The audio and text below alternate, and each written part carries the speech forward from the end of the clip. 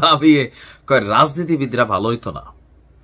রাজনীতি জিনিসটাই এমন, এখানে কূটনীতি আর কূট কৌশল দিয়া আপনাকে টিকে থাকতে হবে। যেমনটা আমি টিকে থাকতে পারি না ইসরায়েলের বিপরীতে অর্জন নেয়া বা অবস্থান নেয়া। ইউটিউবে নতুন চ্যানেল নিয়ে আবারও কাজ শুরু করছি। আপনার ডেসক্রিপশনের নিচে ইউটিউব চ্যানেলের লিঙ্কটা দেওয়া আছে। যারা ইউটিউবে খোঁজ করছেন নাইম ভাইকে পাচ্ছেন না, এখানে গেলে পাবেন নতুন চ্যানেল। আশা করি আপনাদের সাপোর্ট থাকবে। আপনাদের সাপোর্ট থাকুক না থাকুক, কিন্তু কায়কোবাদ ভাইয়ের একটা বিশাল সাপোর্ট আছে ওনার কর্মীদের পক্ষ থেকে। অপরদিকে সরকারের যিনি একজন উপদেষ্টা, তারও আবার বিশাল একটা অনুসারী গ্রুপ আছে। এই গ্রুপে আপনার দুইটা জিনিস থেকে আজকে যে মারামারি হয়েছে মুরাদনগরে, এনসিপি বনাম বিএনপির যে লড়াইয়ের দৃশ্য আমরা দেখেছি, সেখান থেকে মুরাদনগরের যিনি কি বলা হয় যে সুফি সাধু ডন হিসাবে পরিচিত কায়কোবাদ ভাই, ওনার জন্য একটা অশনি সংকেত আছে যে আগামী নির্বাচনে এই অরাজনৈতিক হিসাবে রাজনৈতিক ব্যক্তি, হ্যাঁ, উপদেষ্টা আসিফ মাহমুদের অনুসারীরা আজকে যা দেখাইছে, যদিও পাল্টাপাল্টি অভিযোগ আছে, ঘটনার পেছ হচ্ছে মুরাদনগরের আলোচিত সেই ট্রিপল মার্ডার থেকে। আজকের দিনে এটা নিয়ে দুই দল সংঘর্ষে জড়াইছে। একটু পেছনে আমাদের যাওয়া উচিত। কুমিল্লার মুরাদনগরে গেল 2 থেকে 3 দিন আগে আপনার কি বলা হয় যে 3 জুলাই, 2-3 দিন আগে না, 3 জুলাই মুরাদনগরের বাঙ্গুরা বাজার এলাকায় মাদক চোরা কারবারের সঙ্গে জড়িত থাকার অভিযোগ তুলে একই পরিবারের 3 জনকে হত্যা করা হয়েছিল। হত্যাকাণ্ডের সাক্ষী ছিলেন ঘটনার শিকার পরিবারের সদস্য রিক্তা আক্তার। তার সামনেই তার ভাই, তার মা এবং তার বোন জোনাকিকে শেষ করে দেওয়া হয়েছিল।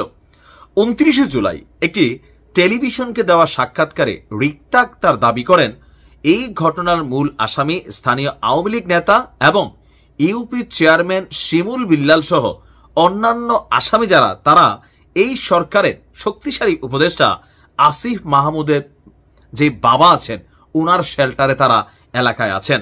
এ কারণে পুলিশ তাদের গ্রেপ্তার করছেন না।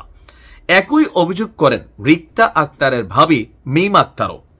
আর এই বিষয়টা নিয়ে যখন প্রতিবেদন প্রকাশ হয়, দেশব্যাপী আপনার আলোচনা সমালোচনা শুরু হয়। টেলিভিশনটির প্রতিবেদনে রিক্তা আক্তারের দেওয়া বক্তব্যের বিষয়ে জানতে চাইলে জোনাকির স্বামী, যিনি মারা গেছেন, তার স্বামী বলছেন পরিবারের 3 সদস্যকে হারিয়ে রিক্তার নাকি মাথা ঠিক নাই।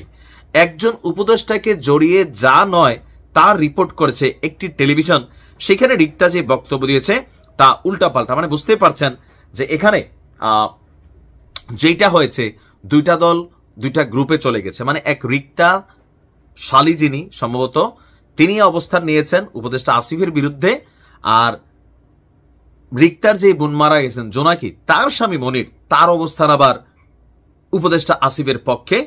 অপরদিকে আসিফ বলছে মুরাদনগরের ট্রিপল মার্ডারের ঘটনায় প্রত্যক্ষভাবে জড়িত শাহ মোফাজ্জল হোসেন কায়কোবাদের ভাই শাহ জন্নুন বুশরি। বুঝতে পারছেন যেটা নিয়ে প্যাচটা কোথায় রাখছে।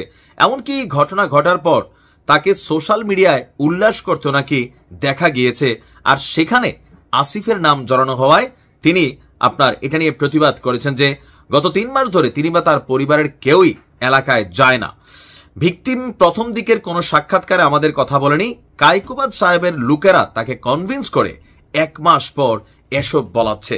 আর এ নিয়ে দুই দলের মধ্যে আলোচনা সমালোচনা, এলাকাতে পাল্টাপাল্টি সমাবেশ, মিছিল, মিটিং, মামলা, অপমামলা, অনেক কিছু কিন্তু গেল কয়েকদিন যাবত হয়ে গেছে। আর সেই ঘটনার জের ধরে আজকে এই দুই দলের মধ্যে মারামারি হয়েছে। বুঝতে পারছেন বাংলাদেশের রাজনীতি কতটা নোংরা। এখানে সবাই কূটকৌশল আর কূটনীতি দিয়েই রাজনীতি করে, স্বচ্ছতার কোনো জায়গা নেই। এই বাটে পড়ে গেলে ওঠার আর সুযোগ নাই। আমরা চাই এই দেশটার পরিবর্তন হোক। দেখেন, এনসিপির প্রতি মানুষের যে আশা ছিল, অনেকটাই মানুষ হতাশ। কেন? একটাই কারণ, মানুষ ভাবতো যে এই দেশে একটা বিকল্প কোনো কিছু আসবে যাদের নিয়ে স্বপ্ন দেখবে। আর এনসিপি যখন যাত্রা শুরু করছিল, অনেকে পক্ষে বিপক্ষে সমালোচনা করলেও মানুষের একটা আশা ছিল। সে আশার জায়গায় গেল 1 থেকে 2 মাস বা সামহাও আরো কোনো কিছু, যতগুলা ঘটনা ঘটছে, চাঁদাবাজি, বিভিন্ন ঘটনা, এদের বিরুদ্ধে যে কনফ্লিক্ট আসছে, মানুষ সেখানে কিন্তু আসলে হতাশ। তো অন্য দল করে না, করে বিএনপিও চাঁদাবাজি করে একটা ফুল লেভেলে বিভিন্ন জায়গায় করতেছে, এটা অস্বীকার করার আপনার কোনো সুযোগ নাই। এনসিপিও সেই খাতায় নাম লেখাইছে। কেন? টেকা রে ভাই, টেকা, ক্ষমতা, চেয়ার, এগুলো সবসময় থাকবে না। টেকা ইজ রিয়েল। যে যত পারো, যেমনে পারো ধান্দা কইরা কামানোতে ব্যস্ত হয়ে গেছে, একদম টপ লেভেল থেকে শুরু করে লোয়ার লেভেলের একজন কর্মী পর্যন্ত। এনসিপির প্রতি মানুষের অনেক প্রত্যাশা ছিল, এই কারণে হয়তো আলোচনাটা বা সমালোচনাটা একটু বেশি হয়। ভালো থাকুন।